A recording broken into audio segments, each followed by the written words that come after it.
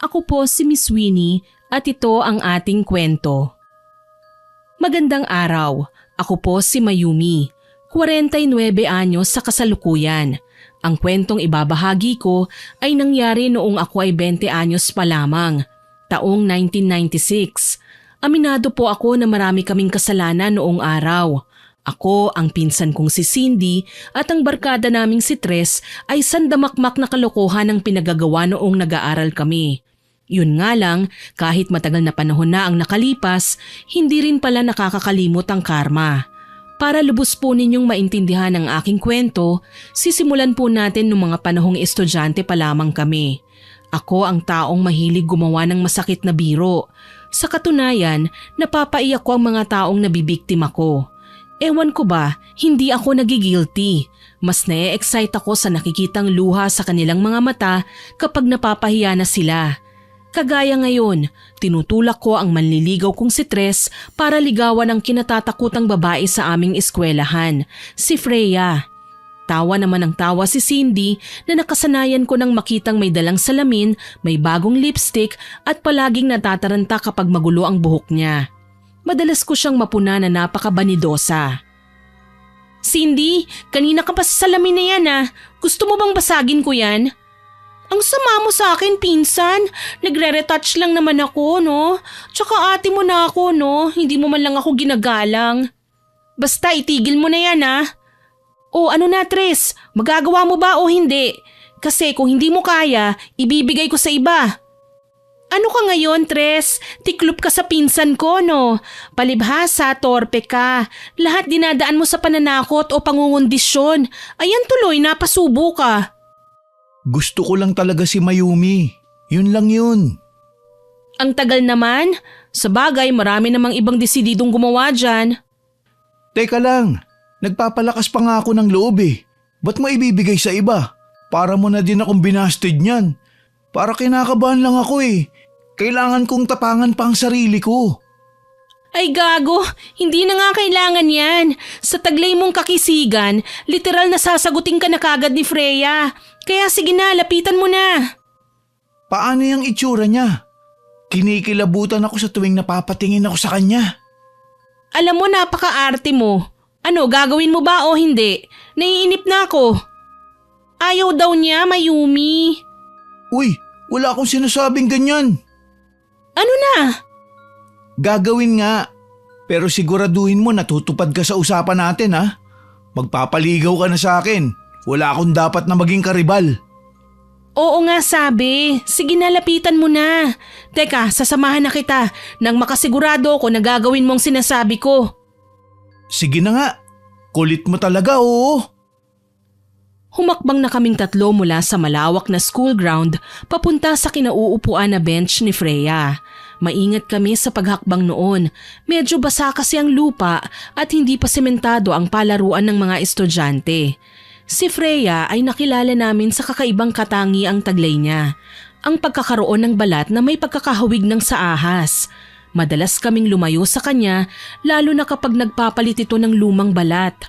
Ayon sa mga kakilala ko na pinag-uusapan siya, halos lahat daw ng lotion na gamit na niya. Pero hindi pa rin mawala-wala ang makakapal na kulubot ng kanyang balat. Siya ang nais kong paligawan kay Tres. May pustahan kami. Ang magiging kabayaran kapag napagtagumpayan ng lalaki ang aking dare ay hahayaan siyang ligawan ako, kung saan pwede ko siyang sagutin at maging kasintahan. Baka nga sagutin ko na siya kahit hindi pa siya nanliligaw. Alam kong nagiging tunog spoiled brat ako sa puntong ito. Ganito talaga ang nakagawian na naming gawin. Ang manloko, mambuli at pangprank ng ibang tao sa nakakahiyang sitwasyon. Pero nakakatawa naman para sa amin. Kaagad binati namin si Freya nang makalapit. Hi Freya, kumusta ka? Ako? Kinakamusta mo? Totoo ba yan? Oo naman, bakit bawal ba? Hindi naman. Hindi lang kasi ako sanay na may lumalapit sa akin. Takot ang mga kapwa ko estudyante sa akin eh. Sus, ibahin mo kami. Nagpunta kami dito para makipagkaibigan sa'yo. Naku, nakakahiya naman. Freya, wag ka nang mahiya. Si Mayumi na yan ang pinakasikat na babae dito sa ating eskwelahan. Siya pa ba ang tatanggihan mo? Hindi naman sa ganun. Nahihiya lang ako. Ang gaganda niyo Tapos nakikipaglapit kayo sa trapong kagaya ko. Ang lupit mo naman sa sarili mo. Alam mo Freya, hindi mo dapat binababa ang self-confidence mo. Walang taong pinanganak na pangit. Talaga ba? Tama si Pinsan Freya. Kaya kung ako sa'yo, lakasan mo ang loob mo. Huwag kang matakot o mahiya. Ipakita mo sa lahat ang kagandahang itinatago mo. Naglakad ako at pinaikutan si Freya. Tila ba sinusuri ang kanyang kabuuan. Maganda naman ang kanyang katawan. Aakalain ng sinuman na isa siyang diyosa kapag nakatalikod. Huwag nga lang humarap dahil nakakatakot ang klase ng pagmumukhang makikita ng sinumang interesadong makita siya. Konting ayos lang sa tingin ko pasok ka na sa grupo namin. Talaga? Kas, seryoso ka? Pinandilatan ko ng mga mata si Cindy. Alam ko na likas na may kaartehan ang pinsan ko. Kapag sa tingin niya ay hindi maganda, talagang aatrasan niya. Hindi ko nasabi sa kanila ang kabuuan ng plano. Isang malaking drama ang magaganap. Kakaibiganin namin si Freya habang si Tres naman ay gagawin din ang sarili niyang diskarte para mapalapit siya kay Freya. Tapos kapag nagtagumpay na kami, tsaka namin siya ilalaglag. Ipamumukha namin na ang mga kagaya niya ay walang puwang dito sa mundo. Tama si Mayumi, Freya. Huwag mong ibababa ang sarili mo. Lahat tayo may kanya-kanyang flaws. Magagawa naman natin itong punan. May mga makeup naman sa panahon ngayon. May mga damit. May magagandang sapatos. Kaya mo nang pagtakpan ng mga bagay na kinatatakutan mong makita ng mga tao sa'yo. Isa pa, kailangan mo magkaroon ng tiwala sa sarili mo. Nasasabi mo lang yan kasi magaganda at gwapo kayo. Tsaka may magaganda kayong mga damit. Samantalang ako, saan naman ako pupulutin? Wag mo na yung problemahin. May mga ekstrang damit ako sa bahay. Pinaglumaan na nga lang ang mga yon pero hindi ka naman siguro maselan. Ang bait mo, Mayumi. Maraming salamat Natapos ang araw na yon nakasama na namin si Freya. Ngising aso ako habang nakikipagsikuhan kay Cindy. Gusto nang masukan ng loka. Sa katunayan, panay na ang buhos niya ng alkohol sa kamay. Maya-mayang magpupulbo at maglalagay ulit ng lipstick. Ako naman, pigil lang ang pagtawa dahil baka makahalata ang babae sa ginagawa namin. Binigay ko nga sa kanya ang pinangako kong mga damit at sapatos, pati na rin ang bag. Gusto kong kasabay na siya namin na pumasok sa araw ng Lunes. Wala pa mang nangyayari ay sobrang tawang-tawa na ako. Hindi ko alam kung ano na ang magiging reaksyon ng lahat sa gagawin namin. Tuloy, makailang beses akong kinausap ni Cindy. Akala ko ba si Tres lang ang gagawa ng prank? Bakit ikaw kasali? Kumalma ka, pinsan. Alam mo, mas nakakatuwa itong iniisip ko. Hindi mo lang alam, sisikat tayo lalo dito sa gagawin ko. Siguraduhin mo lang hindi tayo malilintikan ni na mama Naku, ayoko mabawian ng makeup at salamin. Alam mo naman na yun ang panakot niya sa akin. Ako ang bahala, pinsan. Kailan ba naman tayo pumalpak? Hay nako, ewan ko sa'yo. Basta sakali man na magkabukingan, labas ako dyan Tinawanan ko lang ang nag-aalalang tingin sa akin ni Cindy. Sa aming dalawa, siya itong matatakutin, maraming tanong, maraming isinaalang-alang. Kahit may pagkamaarte, siya ang nagsisilbing gabay namin, kuno, para wag gumawa ng kalokohan, na madalas naman na hindi napapansin. Masaya na siya sa pagpapaganda at kung ano-anong kolorete sa muka. Pero dahil wala naman siyang ibang kaibigan, sumasabay na rin siya sa mga ginagawa namin. Wala din naman siyang choice Ilag sa kanya ang mga tao. Bukod sa pagiging banidosa, may sinasabi si Cindy pagdating sa pataasan ng grades. Kaya niyang sumagot sa isang exam na nireview lang niya ng isang gabi. Sa kalokohan naman, madalas playing safe siya na hinahayaan ko na lang. Sabi ko naman kasi sa sarili ko, i-enjoy lang namin lahat habang mga estudyante pa kami. Dahil oras na nakapagtapos na kami ng college, kailangan na naming mag-mature at harapin ang adult life. Dito na namin haharapin ng mga pagsubok. Sa ngayon, ang paborito naming pinagkakatuwaan ay si Freya. Panay ang tanong ko kay Tres kung nagawa na ba niya ang sinabi ko. Ano, nasabi mo na ba sa kanya? Sinabi ko na, kadiri talaga, tuwan-tuwa ang babae. Basta ha, sasagutin mo ko kapag napasagot ko siya ha. Malinaw ang usapan. Kilala mo ko, Tres. May isang salita ako. Nagpapaalala lang. Alam mo, pinagtatawanan ako ng mga kabarkada ko. Nagayuma daw ba ako ni Freya at buntot ako ng buntot sa babae? Tama, ang talino mo, Tres. Ha? Bakit? Magpanggap kang nagayuma. Tipong gustong-gusto mo si Freya. Tapos ako ang magbubuking na isa siyang mambabarang. Ano? Seryoso ka ba? Bakit? Mukha naman siyang mambabarang ah. Sige basta, yung usapan natin ha. O paano? Magkita na lang tayo bukas sa eskwelahan. Areglado! Tinanaw ko pa si Tres na palabas ng bahay namin. Nakangisi at nasasabik sa kalalabasan ng plano namin. Nang mapag-isa na lamang ako, naibaling ko ang tingin sa family picture namin na nasa mesita. Malungkot ko itong kinuha at niyakap, tsaka muling tinignan. Sa tagpong ito ako naabutan ni Cindy. Muli, nakaporma na naman si Pinsan at puno ng kolorete ang kanyang muka. Oh Pinsan, nag-e-emote ka na naman. Alam mo, shopping natin yan. Naalala ko si Kuya eh. Kaya nga, kahit alam kong masama ang gagawin natin, hindi kita mapigilan. Ako man nalulungkot sa pagkawala ni Andres. Kung nabubuhay pa talaga yung kasintahan niya, naku ang sarap sapakin sa mukha eh. Siya ang naging dahilan na napahamak ang kuya mo.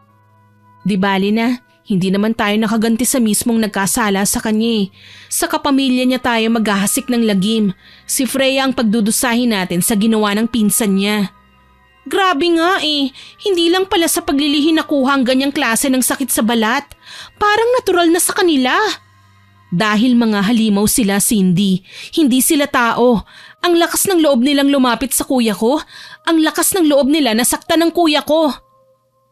Pinunasan ko ang luha sa aking mga mata tsaka tinitigan ng larawan.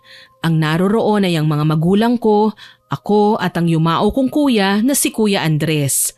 Siguro masama ang tingin sa akin ng lahat. Sasabihin nila ang babaw kong klaseng tao. Pero hindi nila alam, araw-araw akong nagluluksa. Araw-araw kong pinapasa ng sakit ng pagkawala ni kuya. Nang dahil sa mga taong kagaya ni Freya, namatay ang kapatid ko. High school lang ako nung ibalita sa akin ni kuya na may kasintahan na siya. Maganda ang babae, pero natuklasan ko ang sikreto niya kinalaunan nang manatili sa aming bahay ang kanyang kasintahan. Kagaya ni Freya, may kaliskis ang kanyang mga binti. Nagulat nga ako dahil wala yun sa braso at muka eh. Sa binti lang talaga. Hindi naman namin nahahalata dahil nakastockings palagi ang babae at mahahaba ang suot niyang pantalon. Ano nga ba ang eksaktong nangyari nun? Dahil sa katangiang meron ng kasintahan ni kuya, marami ang nagsasabi na isa siyang halimaw. Tinambangan sila ng grupo ng mga matatapang na manunugi sa kalsada. Isang gabi habang pauwi sila. Yung babae lang dapat ang masasaktan eh, pero nadamay si kuya. Niligtas niya ang kasintahan niya. Ano naman ang sabi ng mga pulis? Hindi ba pinaimbestigahan ang nangyari sa kanya? Kagaya nga ng inaasahan, nadamay lang daw si kuya. Ang kasintahan niya talaga ang dinidiin na sadya daw ng mga kalalakihan. Galit na galit ako, Cindy. Hindi ko magawang manahimik hanggat hindi nakukuha ang hustisya para sa kanya. Hindi ko masasabing kumalma ka, Mayumi. Naiintindihan ko ang nararamdaman mo. Pero sana mag-iingat ka sa lahat ng gagawin mo. Hindi na biro ang paghihiganting gusto mong gawin eh. Alam mong galit ako sa lahi ni Freya. Siguro hindi niya ako nakikilala. Hindi naman ako naipakilala ni kuya sa pamilya ng kasintahan niya eh. Pero ako kilalang kilala ko siya.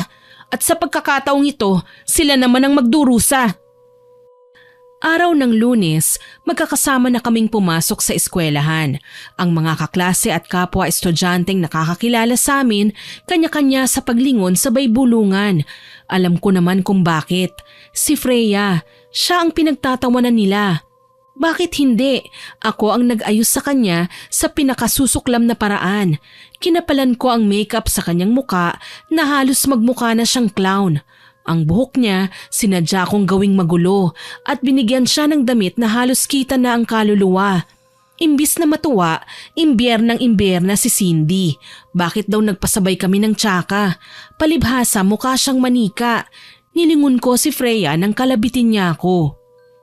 Nahihiya ako, Mayumi. Pinag-uusapan ako ng mga tao.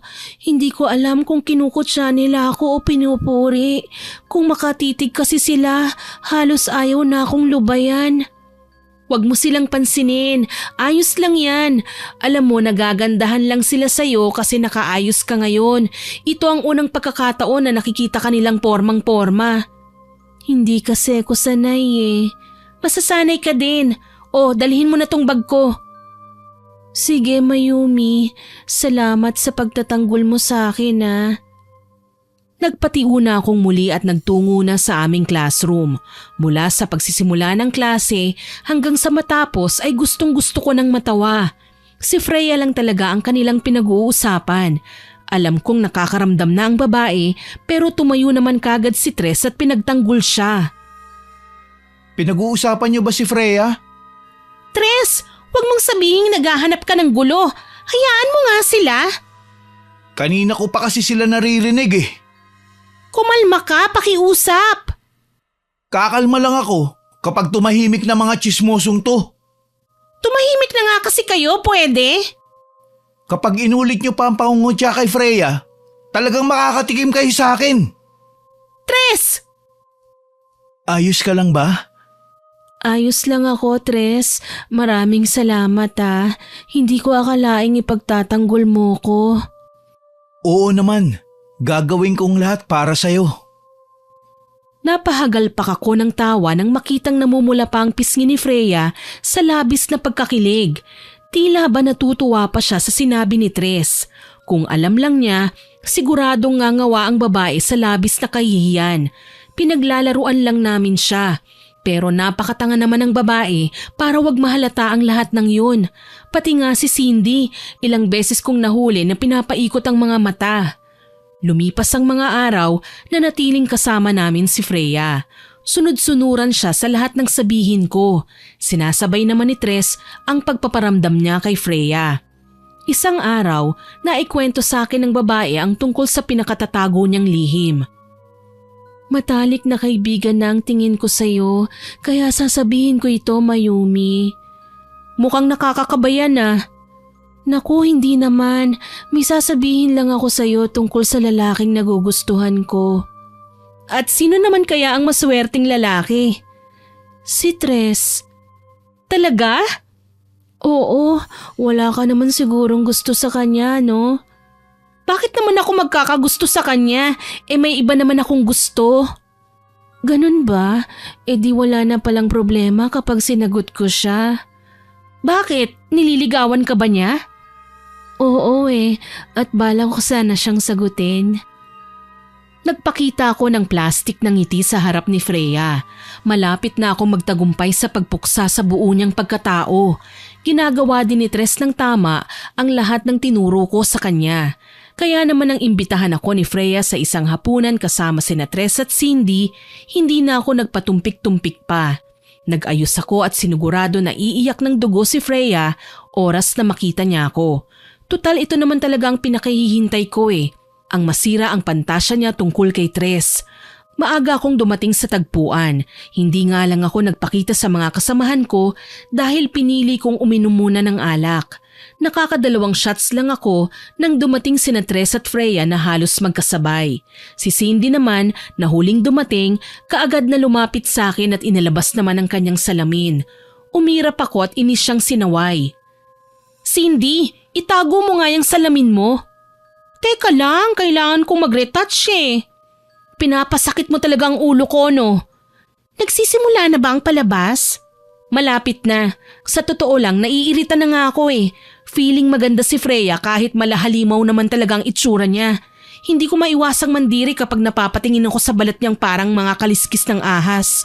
Nakakapangilabot. Ang gaspang siguro niyang hawakan, ano? Siguradong isusumpa tayo ni Freya bago matapos ang gabing ito. Tama ka, Cindy. Ngayon magagawa ko ng ipaghiganti ang yumao kong kapatid at wala akong pakialam sa mararamdaman ni Freya, Cindy. Alam mo na tayo ang nawalan. Tama ka naman. Pagkatapos nito, siguradong magiging okay ka na. Aba, at parang totoong nagmamahalan kung kumilos ang dalawa. Mapakinggan nga muna ang kanilang usapan bago ko sumingit sa kanila. Ito na ba yung part na basta ka nalang darating at ipapahiya si Freya? Oo, ito na nga yun. Ano, dito ka lang ha? Lalapit lang ako sa kanila. Nasasabik na ako. Kaga ka talaga no? Naging ganito lang naman ako dahil sa walang yang kapatid ni Freya. Ngayon matitikman niya ang tamis ng aking ganti. Iniwan ko si Cindy na patuloy pa rin sa pananalamin at kaagad na nilapitan ng dalawa. Sinigurado kong hindi nila ako mapapansin hanggang sa abot na sa aking pandinig ang kanilang usapan. Napansin ako ni Tres at pasimple siyang tumango kaya pumwesto ko sa bakanting mesa na nakatalikod sa babae. Ang tagal nila no, tingin mo darating pa si na Mayumi? Yan ang hindi ko sigurado. Alam mo naman ang babaeng yun. Hindi ko mahulaan ang nasa isip. Sa bagay, minsan nga hindi ko siya maintindihan Basta na lang akong bobulyawan tapos uutusan, maya-maya lang magiging mabait na naman pero naiintindihan ko naman siya Ganyan talaga si Mayumi. Pero mabait naman yun Nagkakaganon lang siya dahil sa kuya niyang namatay. Hindi ko alam na may namatay palang kapatid si Mayumi. Oo, meron. Nadamay lang sa engkwentro. Kawawa nga Kasi ang talagang kailangan ng mga taong umatake sa kanila ay yung babae lang talaga. Dinig ko may atraso raw sa kanila. Kaso lang, pinagtanggol ng kuya niya. Pilit na itinakas ang babae kaya nasama siya sa kaguluhan. Parang hawig sa nangyari sa kapatid ko at sa kasintahan niya. Alam mo bang namatay din ang ate ko dahil napagkamalan siyang halimaw? Niligtas lang siya ng kasintahan niyang si Kuya Andres kaya nakalayo sila. Kaya lang nahabol pa rin sila ng masasamang lalaki dahilan para pagtulungan na nga lang sila. Talaga? Tingnan mo nga naman ang pagkakataon Ang kuya ni Mayumi ay si Andres Freya. Ano? Seryoso ka ba? Oo naman. Hindi ako marunong magsinungaling, Freya. Bakit hindi ko alam to? Bakit niyo inilihim sa akin? Hindi namin nilihim sa iyo ang bagay na yan, Freya. Sadyang hindi lang namin kayang pangunahan si Mayumi. Paano na ngayon yan? Paano na ang pagkakaibigan namin? Sa pagkakaalam ko, galit si Mayumi sa pamilya ng kasintahan ng kuya niya. Wala talaga akong alam na si Kuya Andres ang nag-iisa niyang kapatid na lalaki. Sa kanya mo ipaliwanag yan. Sabihin mo ang totoo. Nang sa gayon, malaman niya ang dahilan kung bakit nangyari sa kuya niya ang ganong kabrutal na kamatayan. Hindi ko magagawa ang sinasabi mo. Siguradong hindi makikinig si Mayumi sa akin. Alam kong nagsisimula na sa pagiging balisa si Freya. Hindi na siya mapakali. Panay ang tayo niya at pagkagat sa mga kuko niya sa kamay. Tuloy, hindi na ako nag-aksaya pa ng panahon. Nang gagalaiti na akong lumapit sa kanila. Ang balak ko talaga, sampalin kagad si Freya. Kaso lang, napigilan ko pa ang sarili ko. Humarap kasi siya sa akin at hinawakan ng kamay ni Tres. Kay bilis na naglaho ng kanyang takot at napalitan ng pananabik. Siguro, balak pa niyang pagtakpan ang nadiskubre niyang lihim. Narito na si Mayumi, Tres. Pwede mo na bang sabihin sa harap niya ang sinabi mo sa akin sa eskwelahan kahapon? Ha? Alin dun? Nakalimutan mo na ba? Hindi ba't sinabi mo sa akin na mahal mo ko at gusto mo kong maging kasintahan? Hindi kita sinagot kahapon dahil gusto kong maging saksi ang mga kaibigan natin sa pagmamahalan nating dalawa. Ano? Nagkakamali ka yata, Freya. Ano ang ibig mong sabihin? Tama naman ang pagkakaintindi ko, Tres. At alam mo, oo nang sagot ko sa tanong mo. Mahal kita at gusto rin kitang maging kasintahan. Hindi kita mahal, Freya. Si Mayumi, siya ang pinakamamahal ko. Anong sinabi mo? Ang gabing ito ay ang pagwawakas ng pagkukunwari ko. Hindi kita kailanman minahal, Freya. Nakakadiri ka. Isa kang halimaw. Hindi, kinakabahan ka lang o baka natatakot. Ganun naman talaga kapag nagtatapat ng pag-ibig sa minamahal, hindi ba? Tama na, Freya. Huwag mo namang masyadong palalain ang ambisyon mo. Sa tingin mo talaga magkakagusto ko sa'yo. Nagkakamali ka. Hindi kita gusto, Freya. Napakapangit mo para maging kasintahan ko. Kita ko sa mukha ni Freya ang tila ba pagkayanig ng kanyang mundo. Alam kong hindi siya makapaniwala sa naging deklarasyon ni Tres. Pero ano pa ang magagawa niya? Nasabi na ng binata ang kailangan niyang sabihin. Ibig sabihin, ako ang nagwagi. Niloko niyo ako. Nilinlang niyo at ginamit.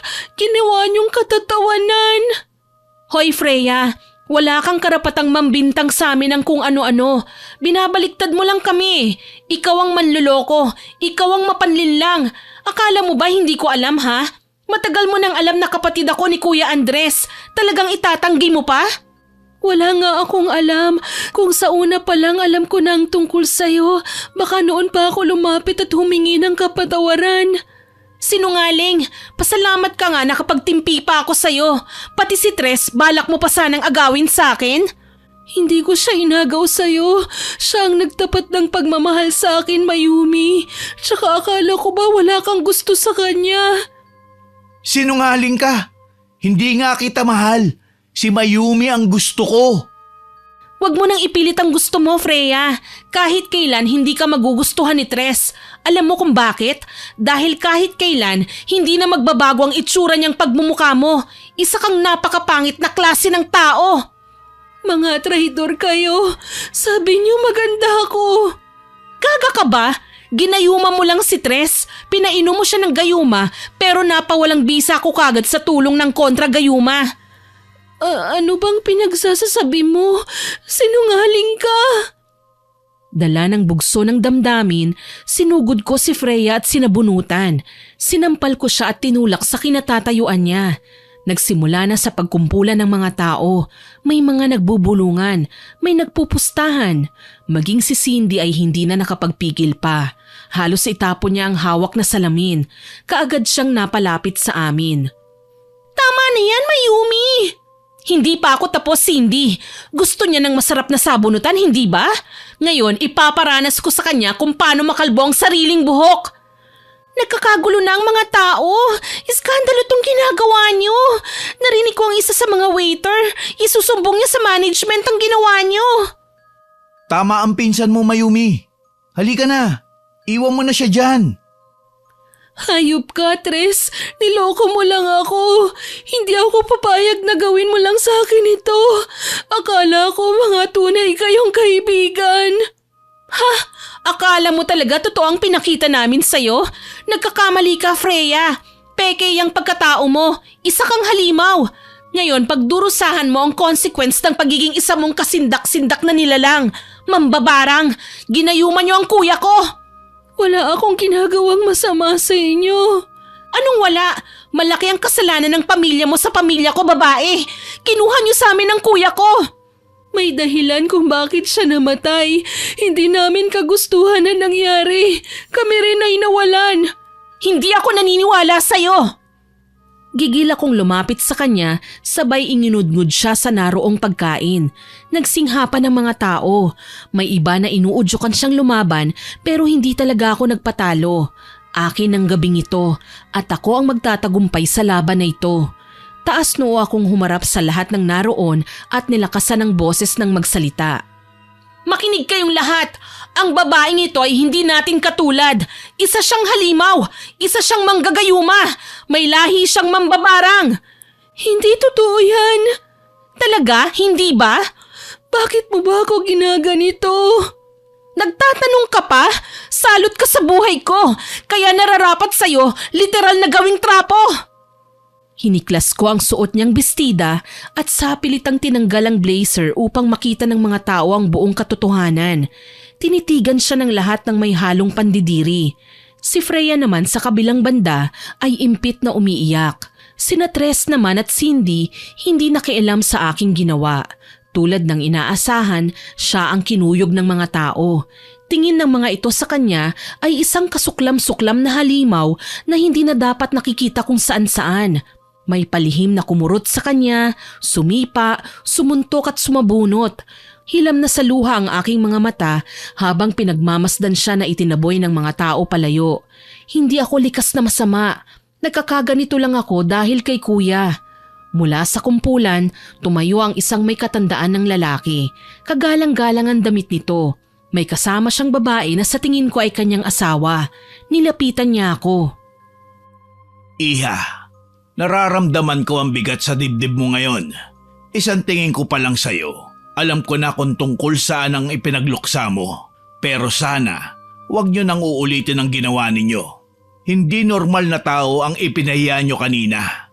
Masasama ang lahi nila. Sila ay mga mambabarang. Paano po ninyo nasabi yun? Alam na alam ko.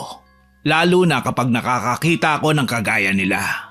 Halang ang kanilang kaluluwa, Iha. Magaling sila sa panlilinlang. Yun nga lang ay hindi pa lumalabas ang naturalesa sa babaeng kanina lang ay inaalipusta mo. Ang mga kaliskis ng ahas sa kanyang balat ay maaaring kasuklam-suklam. Ngunit may taglay itong laso na posibleng kumitil sa mga buhay ninyo. Alam ko pong hindi yun dapat ginawa, pero hindi ako makakatulog hanggat hindi ko na igaganti ang kuya ko. Minsan ko nang nakitang lagim sa pagkatao ng kapatid ni Freya. Wala silang maidudulot na mabuti. Wala silang hatid na swerte sa buhay namin. Ano man ang mangyari, tigilan nyo na ang ginagawa ninyo. Umasa na lang tayo na hindi siya magbabalak pang gumanti. Ngunit kung sakali man, heto ang aking address. Puntahan ninyo ako. Isa po kayong albularyo? Oo, Iha. Nagmula ako sa Negros. Umalis ako doon nang patayin ng mga aswang ang aking anak. Ngayon, kaming mag-asawa ay hindi na tumitigil sa pagtulong sa mga taong may koneksyon sa mga hindi maipaliwanag na mga nilalang. Sa mga nilalang na likha ng dilim kagaya ng babaeng kanila lang ay kaaway mo. Maniwala ka, Iha. Kapag pinairal mo ang init ng ulo, ikaw ay magiging kanya na. At ikaw ang mapapahamak. Hindi naman po siguro. Kita niyo naman kung paano ko siya nilampaso, hindi ba? Mahina lang siya ngayon dahil hindi pa lumalabas ang kanyang kapangyarihan. Pero oras na lumabas ito, saka siya babalik at gaganti sa'yo. Ay sige na, maiwan na kita. Ang payo ko lang, umuwi na din kayo at nagiging usapan na kayo ng mga tao rito.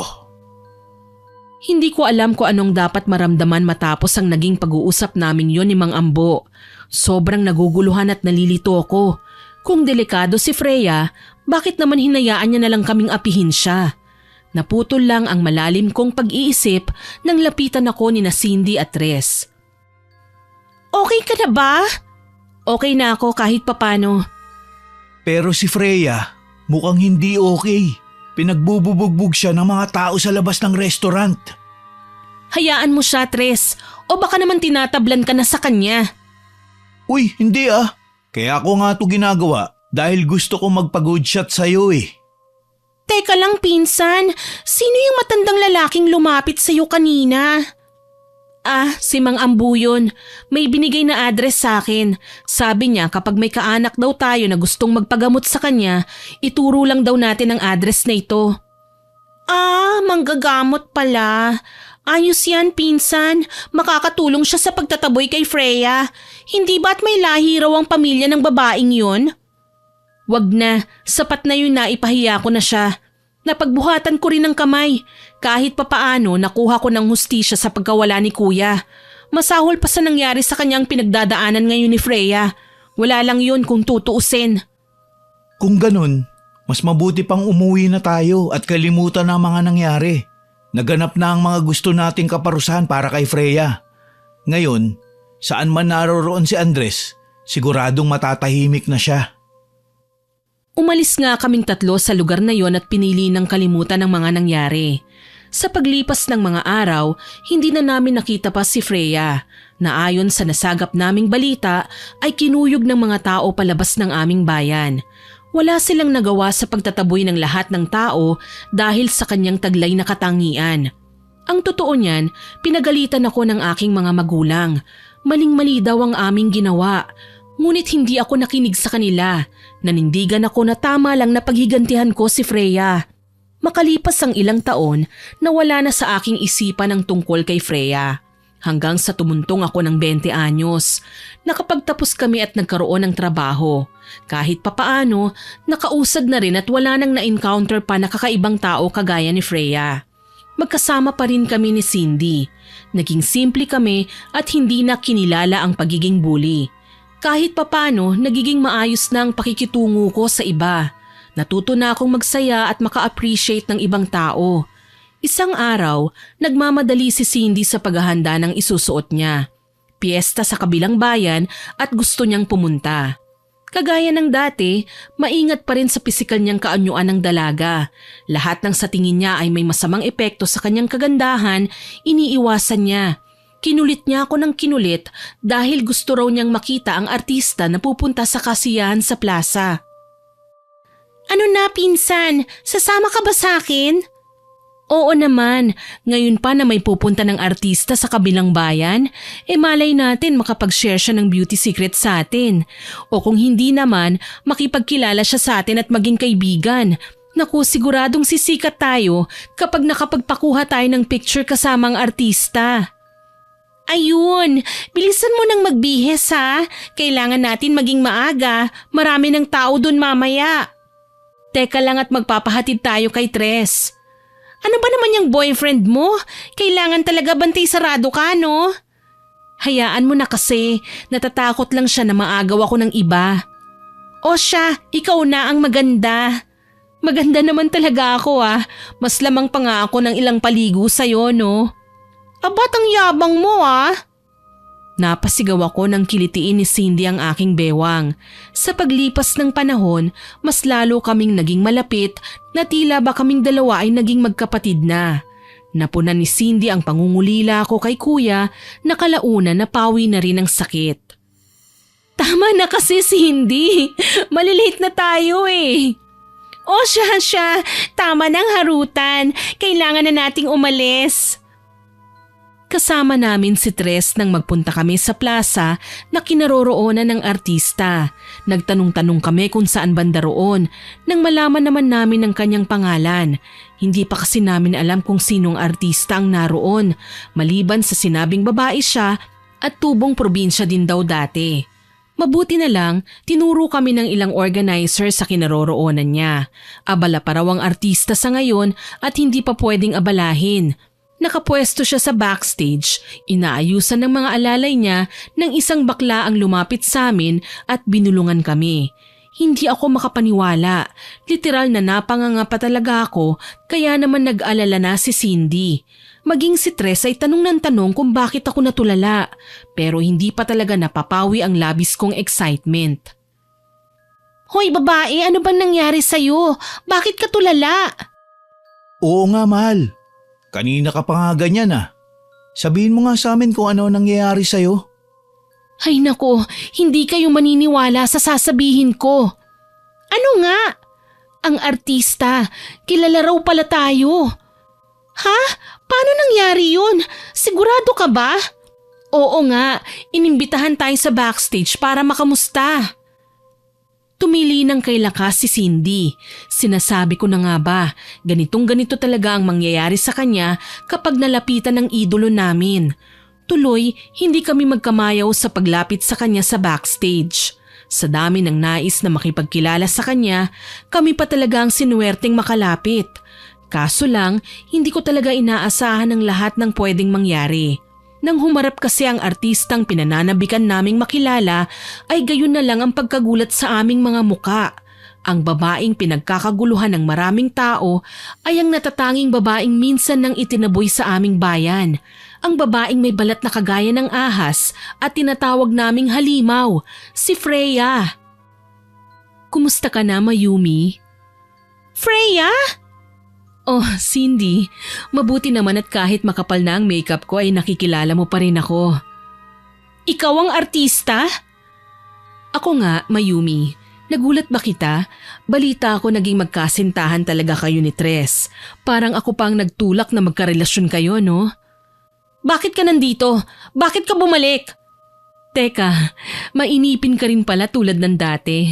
Hindi mo man lang ba ako pupurihin muna? Huwag ka nang umasa. Nasira na ang mood ko nang malaman kong ikaw ang artistang magpapakita rito. Tsaka paano ka ba naging artista? Napakapangit mo nga nung araw. Alam mo Mayumi, hindi mo ako matatalikuran. Baka nakakalimutan mo. Malaki ang atraso mo sa akin. Sa pagkakatanda ko, wala akong atraso sa'yo. Ang nangyari noon, paniningil lang sa nagawa mo sa pamilya ko. Ano bang alam ko sa pagkamatay ng kuya mo? Sila ng ate ko ang magkasama. Sila ang nagbuwis ng buhay. Bakit kung makapagsalita kaya ako ang kriminal? Dahil yan naman talaga ang katotohanan sa pagkatao nyo. Kayo ay mga halimaw. Huwag kang pakakasigurado. Minsan, ang halimaw ay nagkukubli pa sa nilalang na may magandang muka. Huwag mong ibabalik sa akin ang hirit ko. Halimaw ka! Alagad ka ng dilim! Tinalikuran ko si Freya at iniwan. Hilam sa luha ang aking mga mata. Akala ko okay na. Naghilom na ang sugat sa aking puso. Pero nagkamali pala ako. Hindi ko kailanman mababago ang katotohanan na namatay pa rin ang kuya ko at hindi na maibabalik pa. Walang nagawa sina Tres at Cindy na nagmamadali ding sumunod sa akin. Marahil dismayado rin sila sa nalaman. Akala ko pa naman mag-e-enjoy kami sa pagdalo sa piyesta. Yun naman pala ay hindi. Tuloy pagdating namin sa bahay ay nanatili ako sa kwarto kasama si Tres na inaalo ako habang si Cindy naman hinalungkat ang iilan naming magazines para magbasa at malaman kung kailan at paano naging artista ang dati na'y napakapangit na si Freya. Mayumi, tingnan mo oh. Nagpadoktor pala si Freya, kaya mas lalo siyang gumanda at kuminis. Nakakainggit, pero nakakapagtaka. Walang nabanggit tungkol sa balat niyang kahawig ng balat ng ahas. Paano mo nasabi? Imposible naman na hindi nila yun makita. Wala talagang nabanggit oh. Na-discover daw si Freya sa isang fashion show na ginanap sa lungsod. Isa siya sa mga nag-ayos ng buhok ng modelo at napansin kaya kinuha. Parang may mali sa impormasyong nakasaad dyan ah. Hay nako, oo nga eh. Parang may naaamoy akong malansa. Sigurado may kinalaman si Freya dito. Pero at least, nakabawi ang kagandahan ng kutis niya no. Sobrang ganda niya ngayon. Ibang-iba sa dati niyang itsura. Pinupuri mo bang kaaway natin, Cindy? Huwag mong sabihing lalapitan nyo na naman si Freya.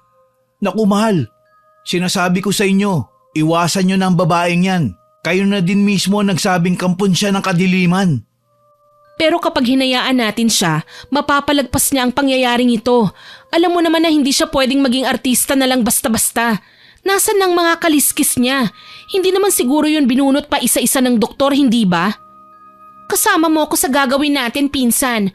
Ako man ay curious sa biglaang pagganda ng babaeng yan. Sigurado may sikreto si Freya.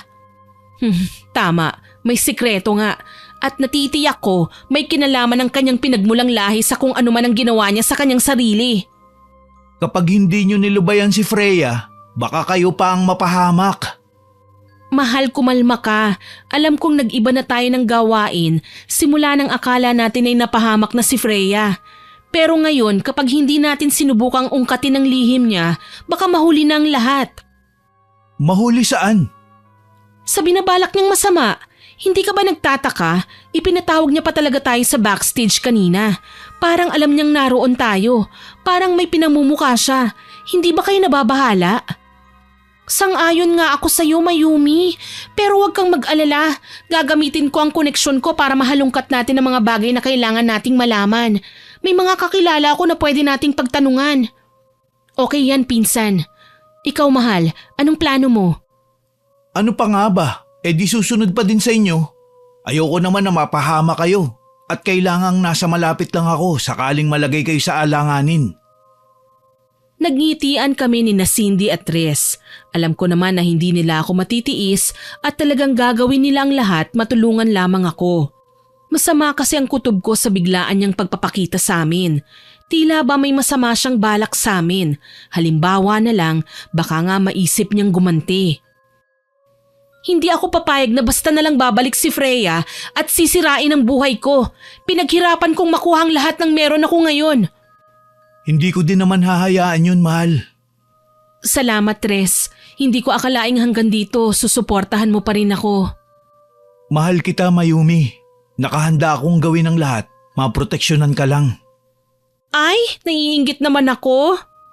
Maghanap ka na kasi ng kasintahan para naman hindi ka malapitan ni Freya. Parang naging sumpanan ng pagkatao namin si Freya. Hindi na niya tayo nilubayan. Huwag kang mag-alala. Kung ano man ang binabalak niya, sisiguraduhin ko na hindi siya magtatagumpay. Lalabanan ko siya. Lalaban tayo, Cindy. Wala naman akong ibang hiling kundi ang matigil ng kaguluhang ito. Malalaki na tayo, mahal. Pero hindi ko maiwasang mag-alala sa kung ano man ang magiging consequence ng ating mga galaw at kilos noon. Mukhang tayo na ang binabalikan ng pagkakataon. Huwag kang mag-alala, mag-iingat ako. Ang sa akin lang, aalamin ko ang dahilan kung bakit pagkalipas ng panahon ay bigla siyang nagpakita sa atin. Aba, akala ko patay na siya. Maski nga rin ako akala ko patay na siya. Akala ko nga nakalibing na ang katawan niya Sa tindi ba naman ang bugbog na inabot niya? Imposible talaga na mabubuhay pa siya. Alam naman natin na walang kapasidad na makaligtas ang babaeng may maliit na katawang kagaya niya. Bukas na bukas, sisimulan ko ang pag-iimbestiga. Gayon nga ang ginawa namin. Gamit ang iilang koneksyon ni Cindy, nalaman namin kung saan nananatili ngayon si Freya. Sa isang pinagamit na bahay sa kanya ng alkalde. 3 araw pala siyang makikisali sa selebrasyon ng piyesta, kaya may oras pa kami para malaman kung ano ba ang kanyang pinaggagawa. Sa tulong ng isang kakilala, nagawa naming abangan ng babae na noong mga sandaling yon ay halos buong araw nang nanatili sa loob. Kanya-kanya kaming 3 ng pwesto nang mapansin kong may babaeng nasa edad 18 ang pumasok sa bahay niya. Naghintay kami, pero sa lahat ng sulok ng bakuran, hindi na namin nakita pa ang babae. Ganun na lang ang pagtataka ko nang may dumating na namang isang 20 anyos na babae. Pusturang-pustura, walang make-up, pero ubod ng ganda. Hindi ako nakatiis. Nilapitan na ang isang babaeng paparaan sa kinaroroonan ko at nagtanong. Miss, anong meron sa bahay na yan? Bakit may mga babaeng pumapasok? Ayon sa babae, may beauty seminar daw para sa mga nais makakuha ng taglay na kagandahan dahil may ibabahaging tips si Freya kung paano ma-achieve ang maladyosang alindog. Napataas ang kilay ko sa sinabi ng aking kausap. May mali talaga Hindi ako naniniwala sa seminar na pinapakalat ng malditang si Freya. Tuloy, pinuntahan ko si Cindy sa pwesto niya pati na si Tres at sinabi ang aking mga nalaman. May beauty seminar daw sa loob ng bahay, kaya hindi pa lumalabas ang mga pumapasok na babae dyan. Ganun ba? Di dapat nating makita yan. Anong plano? Hahanap tayo ng paraan para makapasok. Delikado yung pinaplano ninyo. Walang magiging delikado dahil kayang-kaya naman nating labanan si Freya. Kutong lupa lang siya, hindi ba? Magagawa natin siyang pabagsakin. Kung hahayaan na lang natin siguro si Freya, baka wala ng gulo. Ang mabuti pa, umuwi na lang tayo. Naduduwag ka na ba, mahal? Hindi ako naduduwag. Ayoko lang na isubo mo ang sarili mo sa kapahamakan. Hindi na siya basta-bastang tao ngayon, alam mo yan. Sakali man, pwede niya na tayong idemanda. Ayaw mo lang akong mapahamak? Alam mo bakit ka pa sumama rito kung ganyang natatakot ka naman pala? Napag-usapan na natin to Ang usapan natin si Silip lang magmamatsyag. Hindi tayo papasok at hindi rin kayo magtatagumpay dahil hindi ako papayag na pumasok ay sa loob ng bahay na yan. Wala akong nagawa kundi ang padabog na pumihit pabalik sa kanyang kotse. Nanggigigil ako sa inis. Malapit na Nasa bungangan na kami ng katotohanan. Kapag ganitong galit na rin si Tres, hindi ko naman siya magawang suwayin. Sakali man, ako pa rin ang mapapagalitan ng aking mga magulang. Sa huli, hindi ko siya kinibo hanggang sa dumating kami sa bahay. Dumiretso ako sa kwarto. Hindi siya pinapansin kahit ilang beses na niya akong tinatawag. Mahal, kausapin mo naman ako. Para naman sa ikabubuti mo ang ginagawa ko para sa ikabubuti? Mag-isip ka nga, Tres. Paano mo nasasabi ang mga bagay na yan? Paano kapag tsaka lang natin naisipang kumilos kung huli na ang lahat at may ginawa na siya sa atin? Hindi nagkakamali ang kutob ko kahit kailan, alam mo yan. Gusto lang kitang ilayo sa kanya. Hindi naman siguro masama yun. Ang sabihin mo, attracted ka na sa kanya. Ano, mali ba ako? Kitang-kita naman sa mukha mo eh. May gusto ka na sa kanya. Ano bang sinasabi mo dyan? Bakit, mali na naman ba ako? Ilang beses kitang nahuling takot na takot sa tuwing tatangkain kong makipagkita kay Freya. Tapos nung una natin siyang mapuntahan sa backstage, alam ko iba nang tinginan yung dalawa eh. Parang kayo lang ang tao sa mundo. Umiiral na naman yung pagkaselosa mo. Naiinis na ako. Lahat na lang ng babaeng titignan ko, kinaiinisan mo. Palagi na lang ba tayong ganito? Sa tingin mo ba pinaglalaroan kita? Bakit nandito pa ako kung ang bala ko lang naman pala ay ipagpalit ka sa iba? Hindi ko alam. Ikaw lang ang makakasagot niyan. Pwede ba, Tres? Umuwi ka na nga muna? Ayaw kitang kausapin. Walang nagawa si Tres kundi ang talikuran na muna ako at umalis. Ngayon lang kami nag-away ng ganito. Kadalasan kasi, chill lang kami at hindi namin pinapalaki ang gulo. Nang dahil sa Freya na yan, ganito na ang kinahantungan ng pagnanais namin na matuklasan ang katotohanan. Paglabas ni Tres, si Cindy naman ang pumasok at inalo ako. Okay ka lang, pinsan? Stress lang ako, Cindy. Pasensya na. Hindi ko naman talaga gustong makipag-away sa kanya eh. Wala lang akong choice. Hindi niya ako maintindihan. Gusto ko lang malaman kung ano ang nangyayari dun sa loob. Alam ko, pinsan. Tama rin naman ang boyfriend mo eh. Matagal na panahon na ang lumipas. Malay natin kung may nagbago na sa katangian at ugali ni Freya. Baka mas delikado na siya ngayon. Alam naman natin na lahat ng taong dumaan sa matinding paghihirap, lalong tumatapang at nagiging mabagsik. Hindi ako nakaimik sa kanyang sinabi. Gayunpaman, nanatili pa rin kaming nagnanais na matuklasan ang katotohanan. Mas lalong naging matindi ang aming hinala nang maging bisita namin si Freya kinabukasan. Kumusta, Mayumi? Anong kailangan mo? Ang sungit mo talaga sa akin kahit kailan.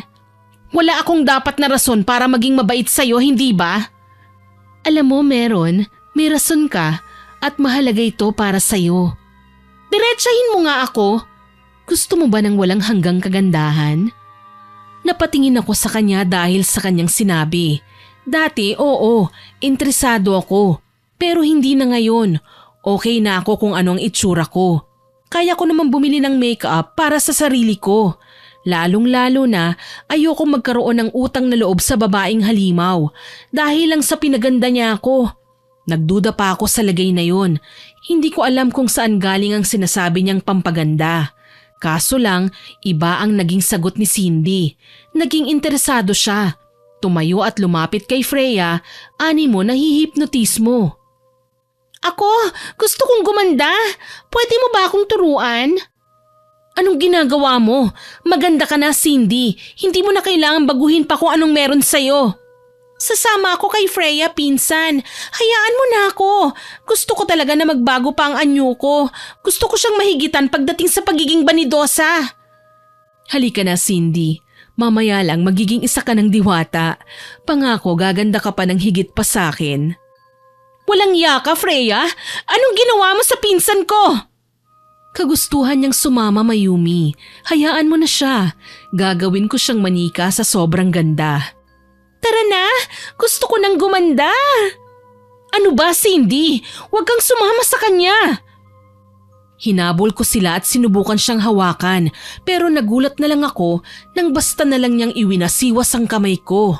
Wala akong nagawa kundi ang pabayaan siya na sumama kay Freya. Naging paraan ko naman ito para sundan ang aking pinsan. Nagmamadali kong tinawagan si Tres para sana may kasama ako. Kaso lang hindi naman siya sumasagot. Ano ba, Tres? Bakit ba ayaw mong sumagot? Kailangan ko ng kasama. Nakatatlong tawag pa ako kaso lang wala talagang Tres na sumagot sa linya. Tuloy, napilitan akong umalis na mag-isa. Sa bahay na pinuntahan namin kahapon, huminto ang kotse na sinasakyan nila. Nakikita kong inaalalayan ni Freya si Cindy na mistula ng manikang sunod-sunuran sa kanya. Tuloy habang naghahanap ako ng mapapasukan papunta sa loob, kinakabahan ako. Pinaupo niya sa sala si Cindy, kasama ang dalawa pa sa mga babaeng mukhang naniniwala din sa kakayahan niyang magpaganda. May inilabas na mga gamit si Freya. Gunting, kamera, kutsilyo. Kinuhanan sila ng buhok, kinuhanan ng larawan gamit ang kamera, tsaka sinugatan ng konti ang daliri at kinuhanan din sila ng iilang patak ng dugo. Hindi ko alam kung anong klaseng beauty secret ang ginagawa ni Freya, pero pakiramdam ko mamaya ay lalabas na ang tunay na lagim. Ilang sandali lang, pinapirma sa papel ang 3 babae at binigyan ng langis na may puting lalagyan. Ito lang ang sikreto ko para gumanda. Langis na pampakinis ng kutis. At wag kayo, talagang effective ito sa balat. Ilang oras lang, makikita nyo na ang tunay na kaibahan. Wow! Ibig sabihin, kikinis pang lalo ang mga balat namin! Tumpak, kaya tuwing Martes at Biyernes, bandang 3:00 ng hapon, ipahid nyo sa buong katawan ng langis. Magkakaroon ng epekto ang nasabing langis sa mga araw na yan. Huwag niyong kalilimutan. Ay, sige! Gagawin ko kagad ito! Bakit ayaw sumama sa atin ng pinsan mo? Galit pa rin ba siya sa akin? Huwag mo na lang siyang pansinin. Magiging okay rin kayo. Huwag mong ikukwento sa kanyang mga ginawa natin rito, ha? Bakit hindi pwede? Sikretong malupit kasi yun. Bawal ipagsabi. Okay, walang problema. O paano, aalis na ako, ha? Ingat ka, i-enjoy mo ang kagandahan mo habang nariyan pa yan. Hindi na nakasagot si Cindy nang pagsarahan na siya ng pinto ni Freya. Ako naman, kaagad na lumibot sa may harapan at hinablot ang naglalakad na si Cindy. Nagulat pa siya nang makita ko. Pinsan, anong ginagawa mo rito? Sinusundan ka. Ano, magpapakamatay ka ba? Grabe ka naman sa magpapakamatay. Ang ayos nga ng pakikitungo ni Freya sa akin eh. Wala akong pakialam. Ang importante, itapon mo yung binigay niya. Itapon mo ang langis. Bakit ka ba ganyan? Alam mo, pinsan, nagsasawa na ako sa kakapasensya sa'yo, ha? Kung tutuusin, ikaw lang naman ang galit kay Freya eh. Bakit kailangan mo pa akong idamay? Anong klaseng panunumbat yan? Bakit ganyan ka makapagsalita? Ano, nalaso na ba ni Freya pati utak mo? Hindi niyo ba nakikita? Inuuto niya kayo. Hindi na beauty secret ang ginagawa niyang pagkuha sa dugo niyo. Alam mo, Mayumi, kung wala kang magandang sasabihin, manahimik ka na lang. Para sa akin walang problema sa mga tinuro ni Freya. Okay na okay ako sa mga yon. Kaya ikaw sana naman matuto ka rin kumalma minsan nang hindi ka naman sugod ng sugod. Nakakairita eh. Baka sabihin ng mga magulang mo hindi ka namin napagsasabihan. Bulyaw niya sa akin tsaka ako iniwan. Nasapo ko ang aking ulo sa labis na pagkainis. Hindi ko alam kung ano ba ang nangyayari sa aking pinsan at biglang nagbago ang kanyang pananalita. Nakilala ko si Cindy bilang kalmado at mapagpasensyang babae. Ngayon lang siya nagkaganoon. Tuloy nagmamadali akong umuwi para makausap siya ulit. Naabutan ko si Cindy na katatapos lang maligo at nagpapahid ng langis sa kanyang buong katawan. Hindi ko na lamang binanggit ang tungkol doon pero nagmamatsyag ako. Alam ko naman na magtatalo lang kami sakaling umpisahan ko ang topic tungkol kay Freya. Naging tagapagtanggol na yata siya ng babaeng yun eh.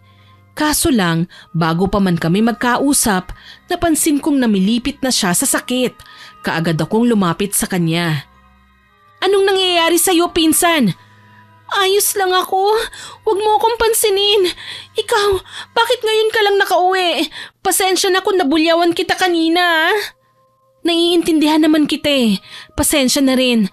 Naisip ko lang baka nasobrahan lang ako sa pagnanais na makontrol kayo. Pati si Tres, nasasakal na sa akin.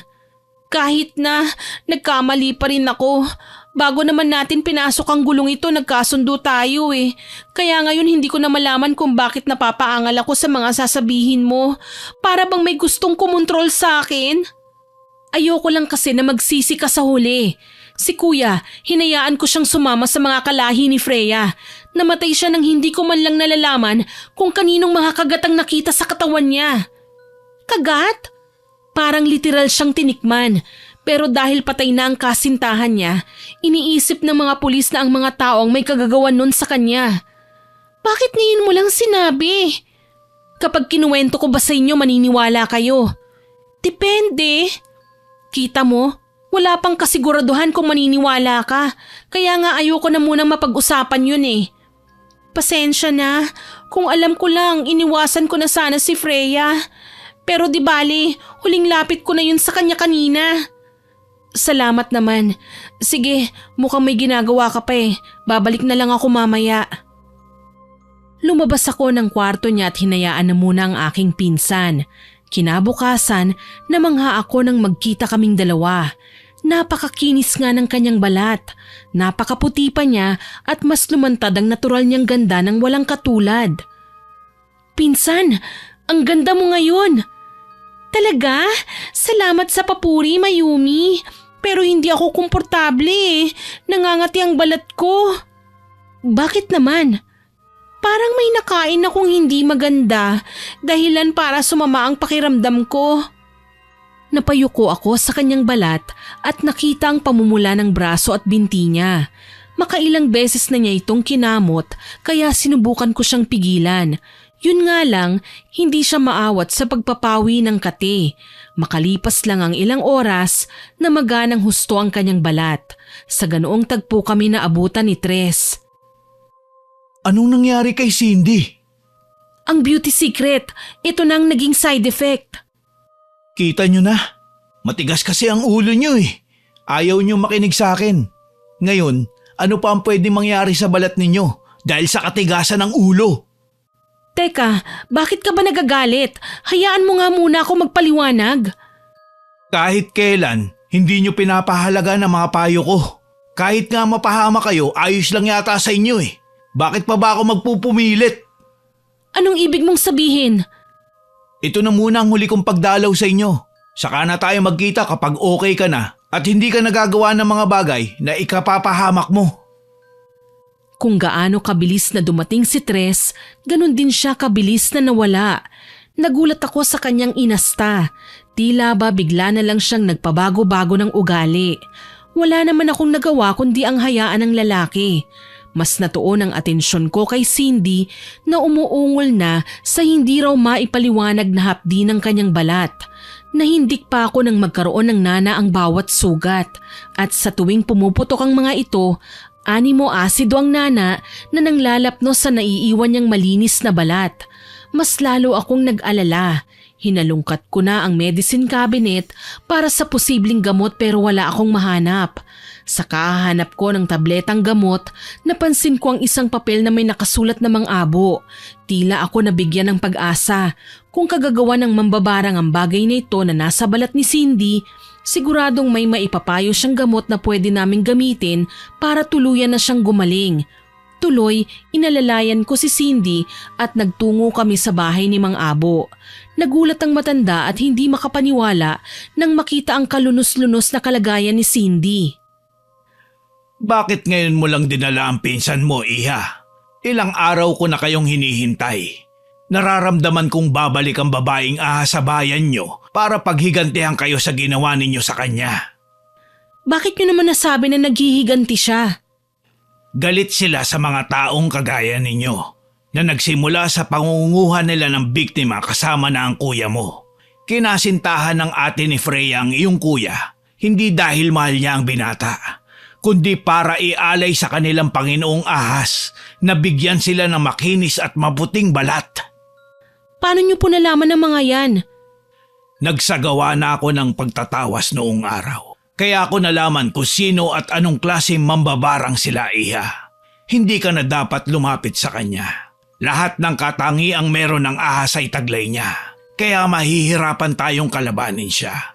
Pero may pangontra ako na maaari nating gamitin para hindi siya magtagumpay sa kanilang masasamang hangarin. Sinasabi ko na nga ba, may kinalaman sila sa pagkamatay ng kuya ko. Hindi totoo na taong bayan ang pumatay sa kuya mo, kundi ang babae mismo. Nahuli lang siya ng mga tao sa ginagawa niya sa kapatid mo, kaya sinamantala ng mga tao ang pagkaabala niya at pinatay. Sabi na nga ba, Walang kinalaman ang ginawa ng mga tao sa pagkamatay ng kuya ko. Ngayon, nakikita ko na ng malinaw ang buong pangyayari. Nagsinungaling sa amin ng mga pulis. Ang mga pulis ay nahipnotismo lang din nila. Kaya hindi nila natanggihan ang pakiusap ng pamilya ng mambabarang. Kagaya ng ginawa nila kay Cindy. Tama, ganun nga yun. Ngayon, wala na kayong magagawa kahit ilang beses pa niyang higupin ang kabataan at kagandahan meron ng pinsan mo dahil kusang loob siyang nagbigay ng buhok, dugo at larawan sa matinik na mambabarang. Hindi naman ganito ang gusto ko eh. Ang akala ko gaganda ako kagaya ng sinabi ni Freya. Nilinlang niya pala ako. Huwag kang mag-alala, Iha. Gagawin natin ang lahat. Gumaling ka lang. Tulungan niyo po ako. Pinsan, tulungan mo ako. Pangako kapag gumaling ako, hindi na ako magiging banidosa. Tatanggapin ko na ang normal na kagandahang meron ako. Pati mga makeup ko. Itatabi ko na at mamumuhay ng simple at hindi na maiinggit sa kagandahan ng iba. Nalinlang ako sa peking kagandahan. Ang langis na ibinigay niya sa'yo ay ang langis na pinagbabara niya ng kaliskis na mula sa kanyang balat. Hindi naman talaga ito nawala, kundi nagawa niya lang na linlangin kayong lahat. Napakawalang ya talaga ng Freya na yan. Ngayon lalabanan ko na siya. Hindi na ito tungkol kay kuya. Tungkol na ito sa pagiging isa niyang mambabarang. Huwag ka nang mag-aksaya ng panahon, Iya. Ang pangontra sa mambabarang na kagaya niya ay bawang. Kumuha ka lang ng sandamakmak na bawang at gagawin din nating langis na panakaw na ipamamalit sa mga nalikha na niya. Kaagad akong tumalima sa sinabi sa akin ni Mang Abo. Hindi ako papayag na mapahamak ang aking pinsan. Gagawin ko ang lahat, gumaling lang siya. Habang nagdidikdik ng bawang sa mesa malapit sa kamang kinahihigaan niya, hindi ko maiwasang maawa sa kanya. Humpak na ang pisngi ni Cindy. Ilang oras pa lang siyang nagdurusa ay tila ba ilang buwan na ang ipinayat niya. Malungkot ko siyang nilapitan. Kumapit ka lang ng mahigpit ha, pinsan. Gagawin ko ang lahat, gumaling ka lang. Pagbabayaran ni Freya ang pambabarang na ginawa niya. Salamat, pinsan. Nagsisisi ako dahil naging matigas ang ulo ko. Sana nakinig ako sa iyo. Kalimutan na natin ang hindi pagkakaunawaan. Alam ko naman akong minsan, inaatake talaga tayo ng init ng ulo na hindi natin alam kung paano masusolusyonan. Ang mahalaga, natuto na tayo ngayon at wag nang gagawin ng kaparehong pagkakamali sa susunod. Pangako, Mayumi, magiging maingat na ako. Kung alam ko lang na gagamitin pala ni Freya sa pambabarang ang dugo, buhok at larawan ko, edi sana pumalag ako. Sa halip na umiwas, talagang ako pang nagpahamak sa sarili ko. Huwag mo nang sisihin ang sarili mo. Hindi mo naman ginustong mangyari yun eh. Alam ko naman na tayong mga babae, naghahangad lang ng mas ikagaganda pa natin. Nagkataon lang talaga, maling tao ang nilapitan mo. Kahit na, nakukonsensya pa rin ako. Nang dahil sa akin, nag-away pa kayo ni Tres. Okay lang yun, huwag kang mag-alala. Gagawin naman ni Mang Abo ang lahat, gumaling ka lang. Kahit papaano, nagawa kong pangitiin ng pinsan kong konti na lang malulunod na sa kalungkutan.